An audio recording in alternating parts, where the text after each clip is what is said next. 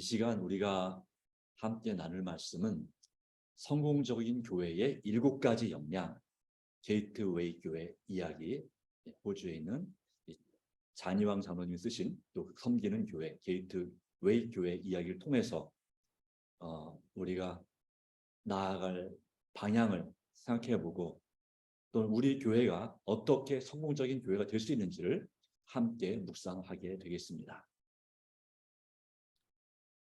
지금은 이 고장난 패러다임, 그런 시스템에서 체제에서 벗어나서 비상한 방법으로 일할 때이다 라고 해서 오늘 제3장 부흥과 제자 훈련에 관하여서 함께 말씀을 나누고자 합니다. 네. 지난번에 우리가 효과적인 사역에 필요한 7가지 핵심 역량, 이것은 성공적인 교회의 7가지 그러한 역량에 해당하는 말인데 제일 처음에 기초가 바로 뭐냐면 부흥이었습니다. 말씀과 성령의 감화로 부흥과 개혁을 이루는 것입니다. 바로 그 일을 이루는데 효과적인 수단이 바로 뭐였냐면 제자 훈련이었습니다. 예수님의 말씀을 모방하여서 그 말씀으로 깨우치는 습관, 바로 그 말씀 가운데서 제자 훈련을 받고 이제 우리는 소그룹 사역, 가정 기반 전도, 이 목장 중심의 말씀을 따라 사는 삶을 시작하는 것입니다. 그 가운데서 우리는 구도자들, VIP들을 우리 가정으로 초대하고, 물론 교회로 초대해도 되지만 가정으로 먼저 초대해서 사귀고 교제하고, 그 가운데서 하나님 말씀 진리에 관심을 갖는 사람들에게 말씀을 가르치는 개인 전도를 하는 것입니다. 개인 전도를 통해서 구도자들이 준비가 될 때 우리는 말씀을 선포하는 공중전도, 즉 대전도회를 1년에 2차례 하는 것입니다.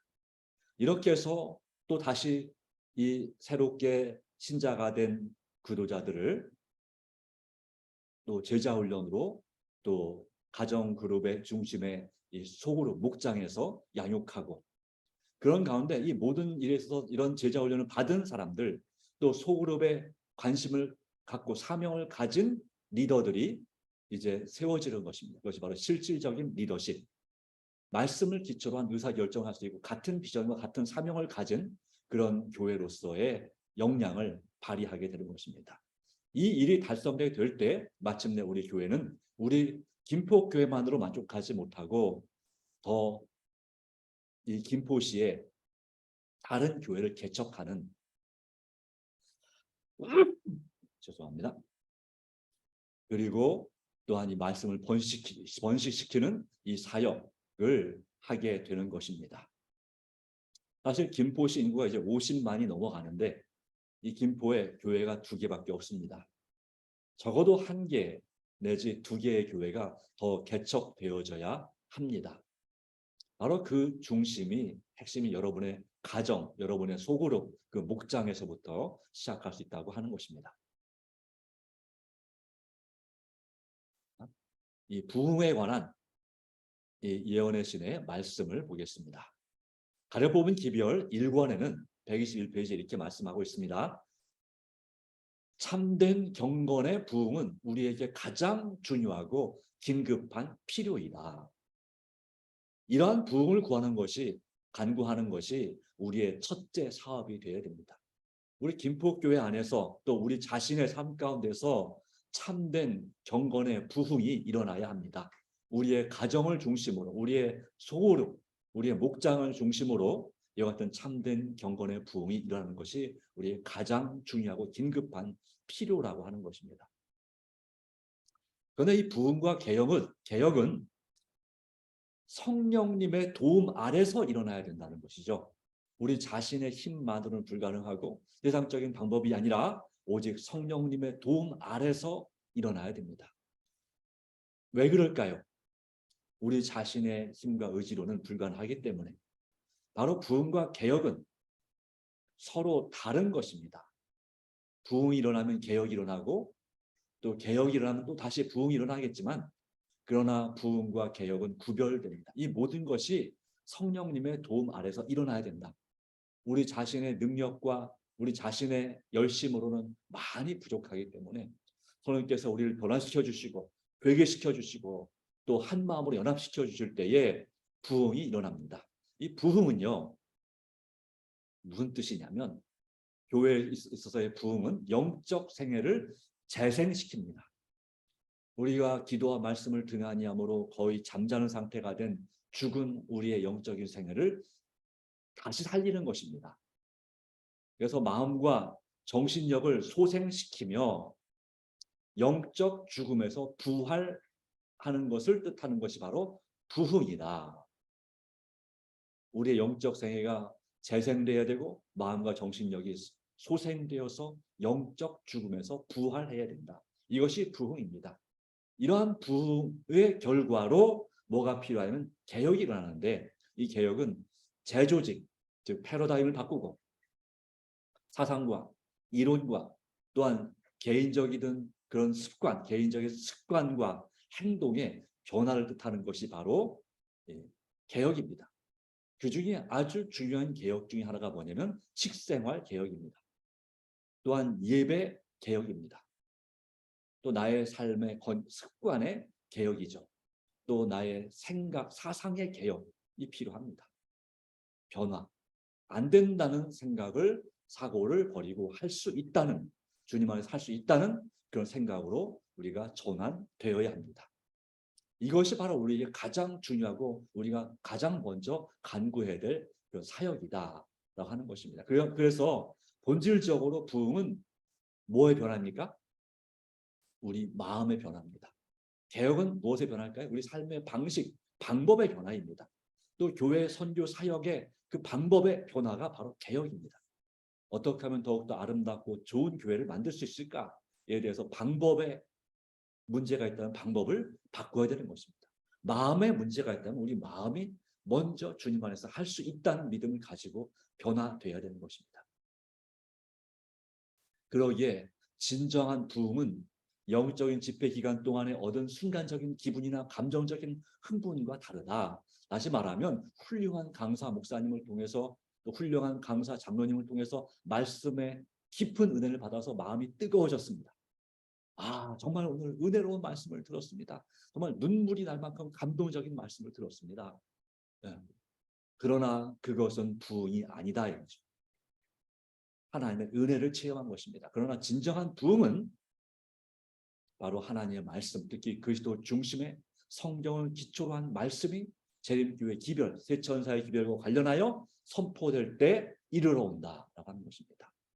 말씀이 또 기별이 우리 삶에서 교회 가운데 선포될 때에 그 말씀을 통해서 부흥이 일어나는 것입니다. 재림교회는 우리 제7일 안식일 예수 재림교회는 안식일에 대한 진리가 교리가 있습니다. 제7일 침례 교회도 안식일을 지킵니다.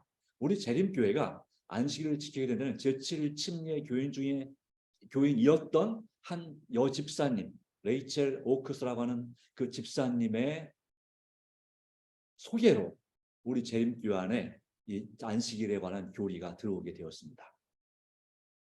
그래서 우리는 그 전까지는 주일, 일명 세상 교회가 말하는 주일인 일요일에 예배를 드렸으나 이제 이 진리를 깨닫고 나서 제7일 안식일, 바로 토요일에 예배를 드리게 된 것입니다.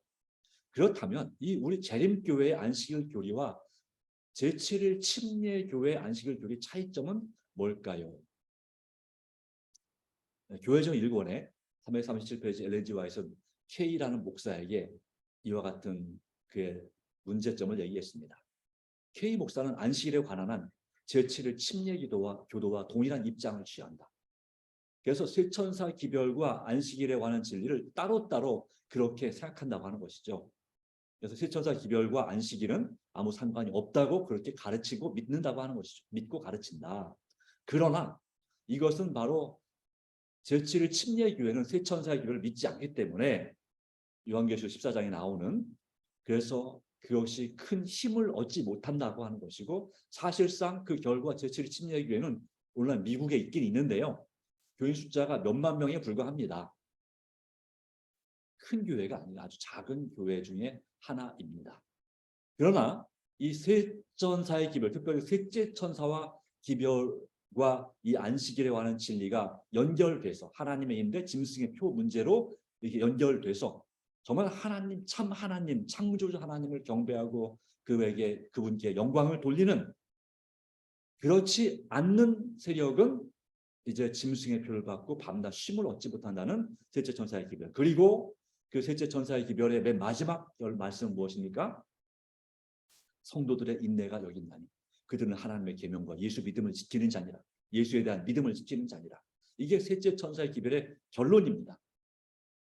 하나님의 계명과 예수에 대한 믿음이 돼야 된다는 것이 바로 셋째 천사의 기별이죠. 이 기별과 안식일의 진리가 바로 창조의 기념일인, 그리고 창조의 기념일을 제정하시고 세상을 창조하신 하나님, 그 하나님께서 이제 이 마지막 때에 하나님의 백성들을 재창조하실 그 사역에 대하여 확실한 연결이 이루어진다면 거기에는 불신자들과 무신론자들에게 확신을 주는 능력이 따르게 된다고 하는 것입니다. 그러기에 우리 재림교회 안식일 진리는 이 세 천사의 기별, 특별히 셋째 천사의 기별과 밀접한 연결이 되어 있다. 이것이 바로 우리 재림교회의 정체성이고, 이러한 이 진리를 깨달을 때에 이 진리에 대한 확신을 갖게 될 때 우리는 말씀에 의한 부흥을 이룰 수 있습니다. 호주의 게이트웨이 교회도 이와 같은 성공적인 교회가 되기 위해서 그들은 기도하는 모임을 가졌다 했습니다. 기도로부터 부흥과 개혁을 경험하기 시작했다고 하는 것이죠. 특별히 그들은 청년들을 위해서 간절히 기도하기 시작했습니다. 왜 그랬을까요? 그들의 사역의 이제 방향이,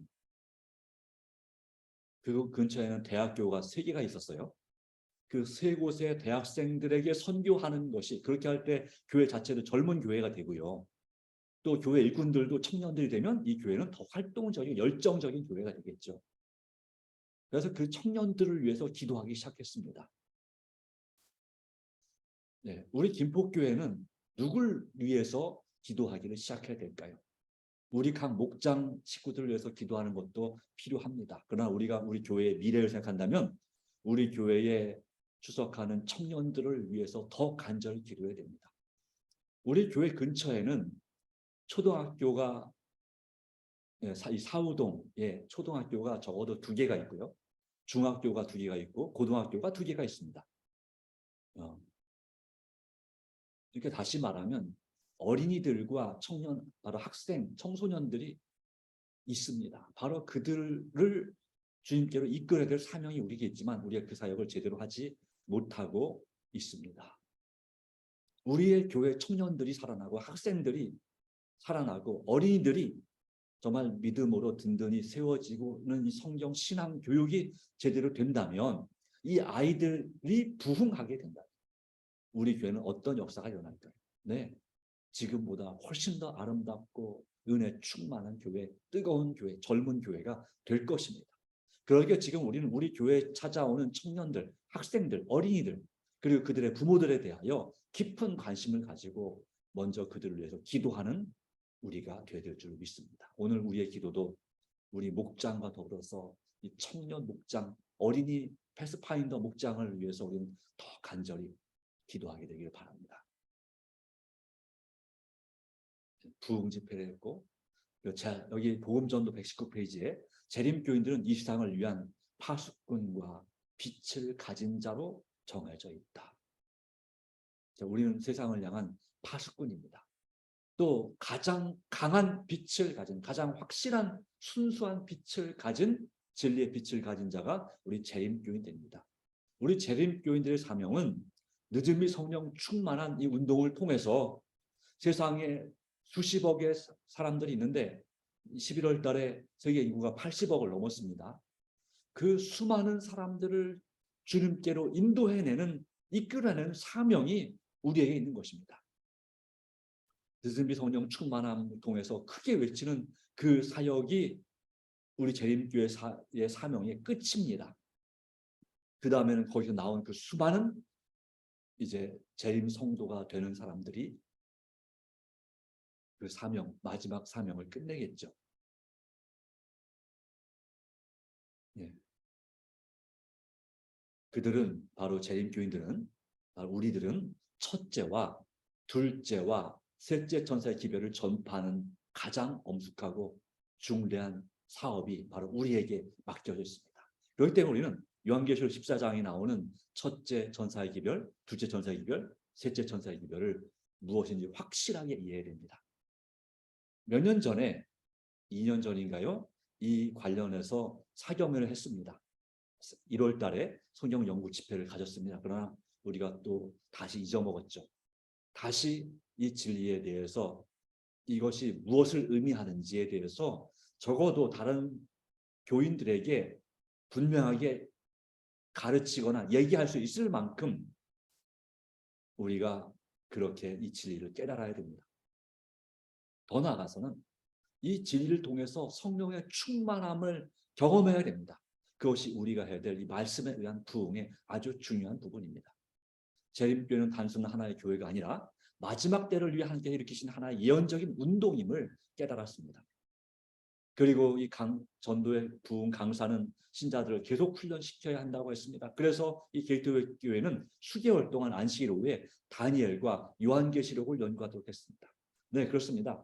이 기본 교리도 중요하지만요, 이 재림 신앙의 확신을 갖기 위해서는 다니엘과 요한계시록, 바로 예언서를 연구해서 그 예언의 말씀을 확실하게 읽고 그리고 묵상하고 또한 그 해석을 들어서 이해하고 받아들이고 깨닫고 그 다음에 그 다니엘과 요한계시록에 우리를 향한 그 강력한 권면과 기별의 말씀을 믿음으로 순종하고 실천해야 됩니다. 전파해야 됩니다. 바로 이것이 우리가 해야 될 사명, 우리에게 확신을 주는 이 진리, 이것을 우리가 깨달아야 되는 것입니다. 저도 중학교 1학년부터 3학년 사이에 다니엘과 요한계시록을 자습을 하면서 혼자 통신과목, 희망의 소리, 성령통신학교를 통해서 이것을 공부하면서 우리 재림신앙과 진리에 대한 확신을 갖게 됐습니다. 그리고 고등학교 1학년 때는 1, 2, 3학년은 저에게 정말 아주 뜨거웠던 신앙의 큰 성장을 경험했던 때가 바로 그때였습니다.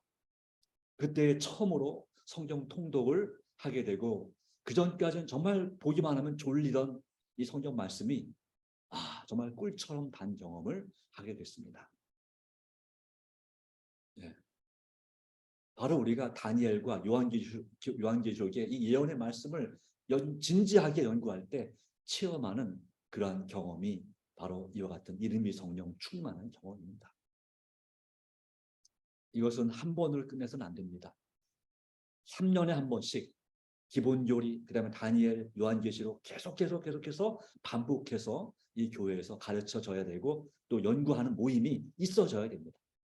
그래서 기본 교리죠. 말씀 향기 반, 또 어린이들은 예수 함께 반, 그리고 그 다음에 다니엘 연구반, 요한계시록 연구 모임이 자발적으로 있어야 됩니다. 그렇게 될 때 우리는 정말 놀라운 경험을 할 수가 있습니다. 이것이 바로 사상, 이론, 뿐만 아니라 습관과 행동의 변화를 가져오기 시작했던 개혁의 출발점이었다라고 하는 것이죠.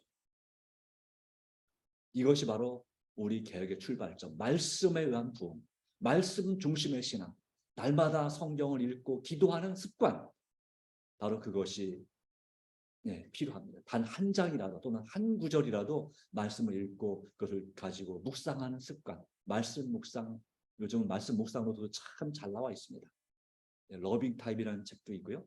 그리고 또 여러 가지 날마다 말씀 묵상을 새벽 기도로 말씀하시는 분도 있고 또 팟빵, 여러분이 아는 것처럼 우리 이병주 목사님이 하시는 그런 말씀 또에 대한 묵상을 들을 수 있는 또 볼 수 있는 그와 같은 것들이 참 많이 있습니다. 바로 그와 같은 도움을 통해서 우리가 말씀 묵상해도 되고 정말 제일 좋은 것은 내 스스로 말씀을 읽고 묵상하고 내 삶에 적용하고 실천하는 것입니다. 이 모든 목적은 우리 스스로 기도하는 습관, 우리 스스로 말씀을 날마다 연구하는 습관을 갖게 하고자 이 말씀에 의한 부흥, 여러 집회의 말씀, 또 안식일의 말씀, 또 교회 진앙, 또 교과책, 이 모든 것들이 바로 그런 목적을 위해서 우리에게 주어진 것들입니다. 날마다 말씀을 사모하시게 되기를 간절히 바랍니다. 이것이 바로 우리의 사상과 우리의 이론과 우리의 습관과 우리 행동의 변화를 가져오는 개혁의 출발점이다. 이 게이트웨이 교회 개혁의 출발점이었고 이것은 우리 김포교회 개혁의 출발점이 될 수 있습니다. 그래서 그들은 특별히 요한계시록을 연구했는데요. 마지막 시대 교회에 관하여 이 마지막 시대 말세를 다루는 것이 요한계시록이잖아요. 주요 장들 연구했는데 요한계시록 3장에서 마지막 시대에 일어날 운동의 조건들을 살펴봤습니다. 요한계시록 3장에는 세 교회가 나옵니다. 사대 교회, 빌라델비아 교회, 그리고 라오디게아 교회가 나옵니다. 그 중에 특별히 이 라오디게아 교회는 이 마지막 시대의 교회를 상징하죠. 예수님 재림 직전의 교회를 상징합니다. 그 특징이 무엇입니까? 우리가 알고 있는 첫 번째 특징은 모든 것이 다 풍부하고 부족한 것이 없어서 부자인 줄 알다. 그러나 실상은 가난하고 실상은 열심히 있는 줄 알았더니 알고 보니까 뜨뜻 미지근한 그러한 세속화된, 다시 말하면 세속적인 그리스도인들이 있는 교회다 라고 하는 것입니다. 그렇다고 뭐 아주 심하게 타락한 이 진리를 벗어난 것이 아니라 진리를 갖고 있고 진리에 의해서 예수님의 재림을 기다리지만 그러나 어떤 영적인 착각 가운데 있는 교회다. 그러나 그 두 번째 라우디게아 교회에 일어날 운동의 두 번째 조건은 뭐냐면 열심을 내라 회개하라 하는 것이죠. 예수님께서 우리 마음속에 들어와 계시게 되면 우리 마음속에서 진정한 부흥이 일어나게 될 것을 열심을 내고 회개하는 그 역사가 일어나게 될 것을 마침내 이기는 자가 될 것을 요한계시록 3장은 그 조건을 얘기하고 있습니다. 뜨뜻미지근하고 부유한 줄 알고 잘난 것 같지만 바로 예수님께로부터 예수님을 내 안에 영접함으로 그분에게서부터 바로 금을 사서 말씀이죠. 또 안약을 사서 눈에 발라 바로 영적인 성령 충만함을 통한 영적인 분별력, 또 옷을 사서 바로 예수 그리스도의 의, 물론 이 금은 또 믿음도 됩니다. 예수 그리스도의 믿음이죠. 바로 이 예수님을, 다시 말하면 전적으로 예수님을 통해서 우리가 부흥 운동을 일으켜야 된다는 것입니다. 요한계시록 10장은 초기 재림 운동의 역사를 보여주면서 뭐라고 하냐면 요한계시록 10장 맨 마지막 절에 11절에 다시 예언하여야 하리라라고 기록하고 있습니다. 그러므로 세 천사의 기별, 바로 이 첫째 천사, 둘째 천사의 기별에 이어서 이제 셋째 천사의 기별이 전파될 것을 요한계시록 10장은 예언하고 있습니다. 그리고 12장은 선구학의 대쟁투의 역사에 있어서 특별히 마지막 때 초점을 맞추면서 이 마지막 때 용이 분노하여 돌아가서 싸울 여자의 남은 자손들의 특징을 보여주죠. 하나님의 계명과 예수의 증거를 가진 자, 예수님에 대하여 증거하는 사람들이 있는 바로 그 남은 교회를 보여주고 있습니다. 그리고 13장은 마지막 시대에 일어날 운동의 적수, 첫째 짐승과 둘째 짐승, 즉 로마 가톨릭 교회와 그리고 미국에 대하여 그들이 할 일에 대하여 보여주고 있습니다. 그리고 그것에 대한 경고가 이제 바로 마지막 시대의 14장, 요한계시록 14장 마지막 시대에 일어날 운동의 기별입니다. 이것이 참으로 중요한 것이죠. 이 기별, 영원한 복음, 그 결과로 예수님의 이 운동의 선포에 이 셋째 천사의 기별이 선포된 결과로 예수님께서 재림하시는 것입니다. 그래서 요한계시록 14장에는 14장 1절부터 5절까지는 천국에 이미 가 있는 구원받은 14만 4천 그 의인들의 승리의 그 모습을 보여줍니다. 그들이 어떻게 천국에 가게 됐는가에 대해서 요한계시록 14장 6절로 13절은 바로 세 천사의 기별을 믿고 깨닫고 전파함으로 된 것이라는 사실을 보여줍니다. 그리고 바로 그 결과로 이제 이 14만 4천이 구원받기 위해서 무슨 일이 있게 됐다? 예수님의 재림 그리고 악인에 대한 심판을 요한계시록 14장 14절부터 끝절까지 보여주는 것입니다. 여러분, 오늘 말씀에 의한 부흥, 우리가 정말 성공적인 교회가 되려면 주님께서 정말 사랑하시는 정말 좋은 교회, 그리고 정말 좋은 성도, 말 그대로 성도가 되는 거룩한 백성이 되려면 우리는 말씀에 의한 부흥이 우리에게 절대적으로 필요하다는 것을 다시 한번 기억합시다. 자, 이렇게 말씀했습니다. 이 말씀은 아주 중요한 말씀입니다. 같이 읽어보겠습니다. 말씀에 의한 부흥은 반드시 이론, 습관, 행동의 개혁이 동반되어야 하며 이는 체계적인 제자 훈련에 의해서 이루어진다. 체계적인 제자 훈련에 의해서 이루어진다. 그래서 우리 교회의 제자 훈련의 시스템이 계속해서 이어져야 되는 것입니다. 제자 훈련. 지난 11월 13일 날 6명의 성도들이 같이 이 천안에 있는 성곡교회에 가서 베스트 제자훈련 컨퍼런스에 참여했습니다. 거기서 우리는 많은 자극을 받았습니다.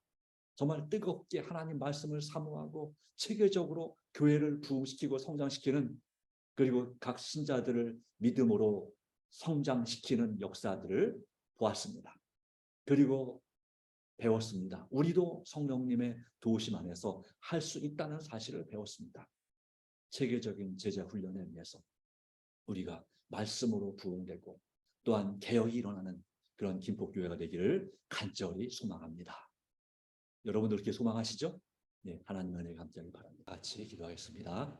하나님 아버지 주신 은혜 감사합니다. 오늘도 우리가 주님 앞에 기도할 수 있는 은혜 주셔서 감사합니다. 오전에 우리의 목장들이 주님 안에서 회복되고 또한 이 모임이 다시 시작되기를 간절히 바랍니다. 주님, 우리가 꼭 주님께 인도해야 될 그 귀한 가족들 기억하여 주시기를 간절히 바랍니다. 주님, 우리 교회의 청년들 또 어린 학생들과 어린이들 은혜 베풀어 주시고 그 부모들에게도 복을 주셔서 정말 이 교회가 미래가 있게 해주시고 또 우리가 돌보는 우리의 손자 손녀들 또 우리의 사랑하는 자녀들에게도 은총을 베풀어 주시기를 간절히 바랍니다.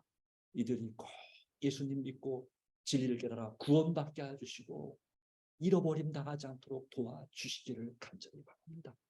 이를 위해서 우리 자신에게 먼저 말씀에 의한 부흥이 일어나야 될 줄로 믿습니다. 더욱더 말씀을 사모하고 간절히 기도하는 가운데 우리가 합심하여 기도하는 오늘 이 목장 리더 이 기도회, 이 3일 기도회 가운데 함께 하시고 주님 이 자리에 함께한 주의 종들에게 복의 복을 더해 주시기를 간절히 바랍니다. 우리의 기도를 응답하여 주시옵소서. 이 자리에 함께한 이순옥 집사, 최명선 집사, 김용선, 조동철 우리 집사님, 그리고 또 이정지 집사, 임재용 집사에게 함께해 주시고 주님 주시는 놀라운 은혜와 축복이 함께 하십니다.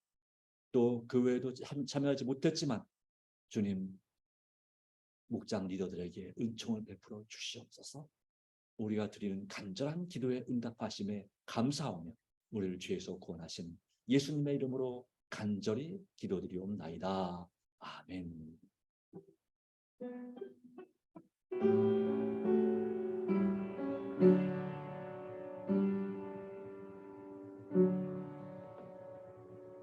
예, 감사합니다. 하나님 목장 리더로서 참여해 주신 우리 집사님, 네, 정말 감사합니다. 네, 행복한 안식 또 한 주간 되시고 금요일에 뵙겠습니다. 감사합니다.